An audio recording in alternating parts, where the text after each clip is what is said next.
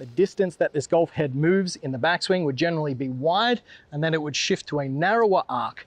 And that right there provides us with the room in the backswing to create lag in the downswing, and then wide on the follow through, which will really get that golf club working in such a way for optimal delivery, creating the most amount of speed, power, and compression off that golf ball. Are you looking for a little bit more power and consistency out of your golf swing? Well, a lot of the benefits of doing so will come from creating a wide backswing, just like your favorite golfer. And in this video, I'm going to show you exactly how to do it. Let's get stuck in.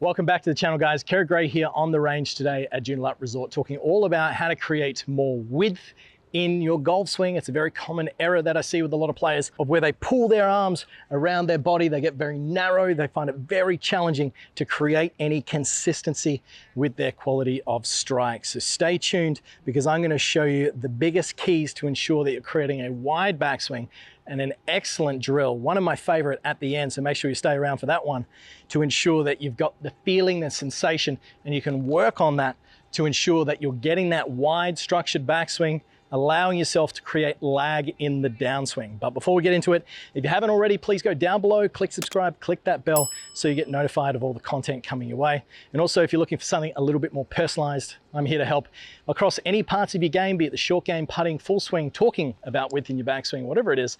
I can help you over on Skillist for online lessons, or at kggolf.com with my online academy. But on to today's session, talking about some of the big keys that we're looking for in creating a wide backswing. And that is absolutely something that we see with a professional golfer. So just using this club head as a reference and the line that is going to be drawn as we trace the arc, what we see with the professional golfer here would be what we call a wide to narrow swing arc. So effectively, the distance that this golf head moves in the backswing would generally be wide, and then it would shift to a narrower arc. And that right there provides us with the room in the backswing to create lag in the downswing, and then wide on the follow through, which will really get that golf club working in such a way for optimal delivery, creating the most amount of speed, power, and compression off that golf ball. Well, what do we see with the recreational golfer who does not get width in the backswing? Well, very commonly, the very first move that players make off the ball is this pulling of the arms. Now, straight away, if we look at the distance that this golf club has traveled relative to the wide golf swing, well, as soon as we pull those hands off the ball, that arc has moved from over here to here. Now, generally what we see as a result is at the top of the golf swing, they go narrow and then they go wide on the downswing, casting the golf club, losing a lot of power, and leading to a lot of frustrations. That is usually error number one that we see. Error number two that we see comes from players trying to create a wide backswing. And what do then? Well, they set up to the ball, and then they're so stiff and rigid with trying to create this wide backswing using their arms, well, they get to a point where it's actually so wide that they start pulling their arms off their body to a point where it actually disconnects, or they lose the pressure points from the upper arms to the body. And it gets to a point where they actually can't turn, so guess what they do? They break their arms down, and before they know it, they get steep, the club face gets open, the wrist cup, and then we get a bunch of ball striking errors as a result. So they're the kind of two big errors that we do see with players trying to achieve a backswing motion which puts them in a good position. However, both are not really conducive to getting that golf club moving in such a way where we're going to get the most out of our shots. So with the professional, once again, what we would like to see is tracing a wide arc in the backswing. So a wide arc of when that golf club is moving a distance away from the golf ball and not moving too close, and also obviously not using or straining and using our arms to get that golf club in position.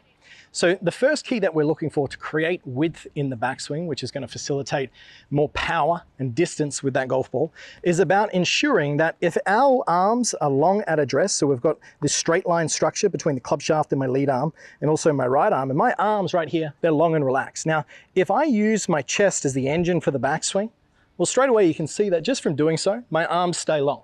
And we also maintain the pressure points, the oh so important pressure points of underneath the arms on top of the body. So simplifying this process, if my arms are long at address and I simply just rotate my chest, well, you can see that the arms stay long. If I was to then tilt over from my hips, well, then you can see straight away we get into that position that I referenced as the professional. So the way that we actually get a little bit of width to start off with is ensuring that as we make this motion here, our chest is starting the backswing. That'll keep our arms wide. Now the second key to this is ensuring that your right arm for the right-hander, so flip it around if you're a lefty, is staying soft. Because what happens is if I keep this right arm really rigid into this position, it gets too far on top to what's called internally rotated, and then it's going to break down and our arms are going to bunch. So what you do need to do, and this is a great setup strategy to ensure that you're doing so, is from this address position, I want to see that your right arm for the right-hander, so your elbow crease right here is facing out towards the camera, and then you're going to turn that palm down a little bit, and in the address position, we want to see a few degrees of flex of that back arm. A few degrees of flex of that back arm ensures that as we do move and use the chest as the engine for the backswing, it creates a softness in the wrist, which will then facilitate more width in the backswing, allowing us to create the room to get lag and therefore leading to compression at the moment of impact.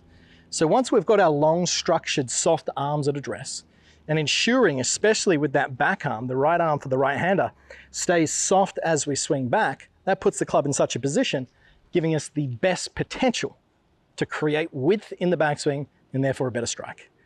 But what's a great drill to work on this? Well, this, without a doubt, is one of the most challenging drills you could ever imagine doing when actually striking the golf ball, but incredibly effective in encouraging the correct backwards rotation movement and also creating that width, which we're talking about. So the first of these is when we set up to it, what we're going to do is we're going to get into our normal setup position.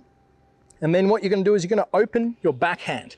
And with this backhand, you're going to place the lifeline of that hand up against the thumb with your fingers open, very much on this angle here. Now, we'll do that again, open the hand. Now, from this key here, as you can see, the position and alignment of it there, we want to keep this in the same spot throughout the entirety of the backswing. Now, the reason I love this drill is for a multitude of benefits that you can get from doing so. The first of which is when we set up to it and I open the fingers on my palm, it creates a backward hinging motion of my wrist. And that backward hinging motion from this position, if I then use my chest as the engine, keeps application of pressure up against that thumb, will ensure that that back arm will stay soft and then give me that feeling that I can actually create some pressure against it. Now, the club's going to feel heavy. This is going to be a challenging drill. So relative to your skill level, I would actually just recommend just doing some practice swings, doing so and see if you can control it. But if you're on the better side of scale of things, well then absolutely go ahead and give it a shot to strike the ball. It's something that will take a little bit of practice. So let's do some practice swings to start off with. We're going to set up, get into our position. We know that the chest needs to start the backswing and our arms need to stay soft. I've opened my fingers on my grip. So I'm going to turn my chest, chest, chest, chest, chest. That puts the club in position. Arms are staying soft. Keep turning the chest. Bang.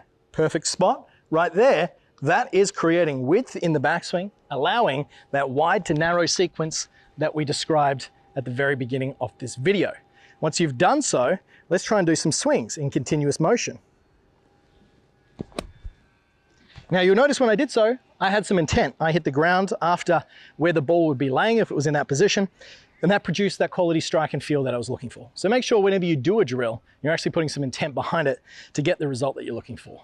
Now, I'll give this a shot and let's see how we go with the golf ball. I've done this a few times, and it's something that I actually work on my swing myself, so let's put it together and see how I go.